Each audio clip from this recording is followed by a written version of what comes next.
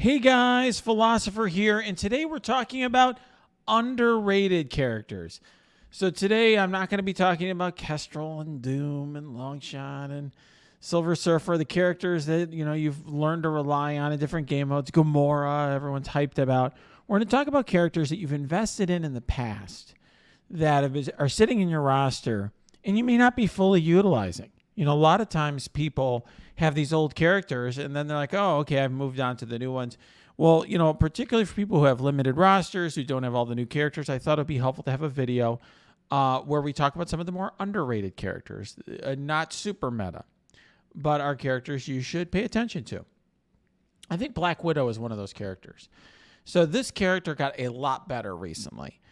She's always been very good, and that's because of the special, where she gives speed up very early on. So she naturally has the highest speed stat in the game, 155. She gets that speed up on spawn. Of course, she used to be OP back in the day before I started playing Marvel Strike Force because she gave this speed up. Speed up allows you to get turn meter 50% faster, definitely helps your entire team. And because she is so fast, she gets a lot of turns, and this is every third turn, so your team's going to have a lot more speed with her on it. The other thing that's really nice is that this cleanse affects all Avenger allies and all skill military allies. So now that she's been reworked, I think she's a lot better and more versatile. So if you look here, for example, with the T4, she gets an assist now on any Hawkeye turn, any Red Guardian turn, any Elena turn. And so, I think for a while people were realizing that, wow, Hawkeye and Black Widow do very well in DD3 or in certain, raid nodes and this and that. And they still are. I think, I caution investing too much in Hawkeye because Wave 1 is kind of on the way down now that Black Widow's out of the team, at least for the time being. But, Red Guardian, for example, is a very plug-and-play character. You can use her with Red Guardian, and she adds some additional damage by assisting there and stealing buffs. Her buff steal is fantastic on the basic, which you see she copies and clears. And then here, a stun with some, very nice bleeds as well. So, I think an underrated character, brings a lot to the table, and now she's part of a meta war offense team and a team you need to build up to get some training mats anyway. So definitely underrated. Now, I'm going to try to work my way down the roster a little bit here, okay? Because a lot of these characters are ones that you know about and that you really like and that sort of thing. We're not talking here about the OP type characters that everyone's already investing in. But let's talk here for a minute about Blob. So Blob is actually now, Magneto certainly with the blind and bringing everyone together and getting all that turn meter on a full Brotherhood team is super important. But Blob is actually the character you want to have biggest on the Brotherhood team. And he can be really difficult to get around because, especially when you put this T4 in the passive on a Brotherhood team, not only is he going to be getting taunt often, but he gives out deflects to adjacent allies, which is awesome. But look at this. With the T4, he gets 25% chance to counterattack, 25% to counterattack per Brotherhood ally. So on a full team, 100% chance to counterattack. And his counterattack takes off turn meter and slows the enemy. So it's all about turn meter. Turn meter is very important in this game if you don't understand that. Most of you, I think, do. The more turns you take, the better your team's going to be. The more you can attack, the more you can take advantage of situations that develop. If your guy's at low health and you get extra turns, you can heal him up. If your guy's at low health and the other side takes more turns, they can just kill him off before you get a chance to move. So it's all about turns. It's all about speed, and he really provides that debuff effectively the enemy's speed. Very, very helpful character. Difficult to deal with. I'm sure some of you had to deal with some enemy ones in Raid. All right, so now let's look at a couple other characters that I think are a little bit underrated. Crystal, you could say that because of her passive, I suppose, with Black Bolt and Yo-Yo. Her passive is really fantastic. Is she, when the first time this character or an Inhuman ally drops below 50% health, heal them and clear 3 negative effects. That's really good. And then she reduces some speed bar. She's a good character. She's definitely underrated. One character I think that can be underrated is Mordo. Now, he's super power crept in terms of stats. I mean, he's only 200k health, but I actually throw him into one node of the Doom Raid on difficulty 1, which has 75% additional damage. Everyone's got 35% additional health. Because even at gear 14, he lands the stun. And having a turn 1 stun that blinds some other targets and, potentially blinds and slows targets is just really, really valuable. It's really, really valuable. So, he's definitely got, and he can, heal himself and get ability energy on, in certain circumstances with the death of a mystic. So definitely, I'd say an underrated character. He's got he's got one trick that is standing the test of time, even though he's super power crept. Another character who has some value is Red Skull, even in just sort of a random team. We all know that Red Skull fits really well with Zemo and Hydra Grenadier. If you've been watching in this channel, you see that, if you have Hydra Grenadier as the highest damage against teams like Mercs and Coulson that attack the highest damage, you can trick them into focusing on Grenadier and having Red Skull res them. So that's fantastic. But the other thing that is nice is a trick in RTA and elsewhere is he does do this fill speed bar thing for 30%. It's sort of a trick that, if you, back in the days when we were doing versus PvP tournaments, when that game mode first came out, people would pick Red Skull just to get the speed bar boost for the team to try to move before the other team. It's all about speed. So I think that is a bit of a trick that, gives him some lasting value on even a random team. Another character I think that's very underrated is Killmonger. What's nice about Killmonger, look, he's also a power crept character, but he's been helped out by ISO, gets additional crit chance. He does, heal himself. He can transfer positive effects now, which is very nice with the T4. He also, one thing that's very nice here is he heals on kill, which is very nice. He does get some drain, and he gets crit chance when he's charged. So, and he's got this additional chance to counterattack. He's got some nice things about his kit. One of the things that I think is underrated is this on defense up attack the most injured enemy for 330% damage. This is why those Shuri and Killmonger defense teams could be difficult, because they would potentially snipe somebody very early on because Shuri gives defense up so quickly. But another thing that I like about Killmonger is now he's really useful in a lot of different areas of the game. You need him on. You can use him with skill military to get training mats. You can use him with Wakanda for the chaos theory. You can use him in the gamma on the sides and the gamma nodes and other nodes where you need Wakandans. So he's got some value. I mean, he's not an awesome character. And this is not like oh my God, you got to build these characters. It's just, he's an underrated character. Hydra Grenadier as well. We've talked about him quite a bit.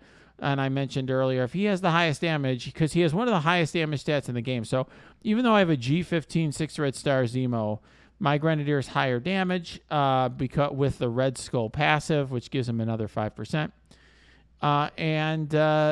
He can definitely make effective work of a shield team or a merc team.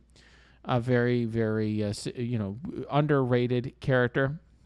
Another character that's very underrated is Drax. I mean, Drax is still used by me all the time in high-end war, just as a standalone character for his auto taunt. He's gear 13. He doesn't take that many hits, okay? But even at gear 13, level 75, I do have level 5 ISO on him because I have a lot of extra protector ISO. There aren't that many great protectors nowadays. This guy I drop him in and he can do a lot of different things. He can, on certain defense teams, he can prevent the enemy from targeting one of your characters early. They have to deal with clearing the Drax taunt first. On offense, he can, for example, when you're facing the enemy Killmonger, he can ensure that Killmonger is going to attack Drax or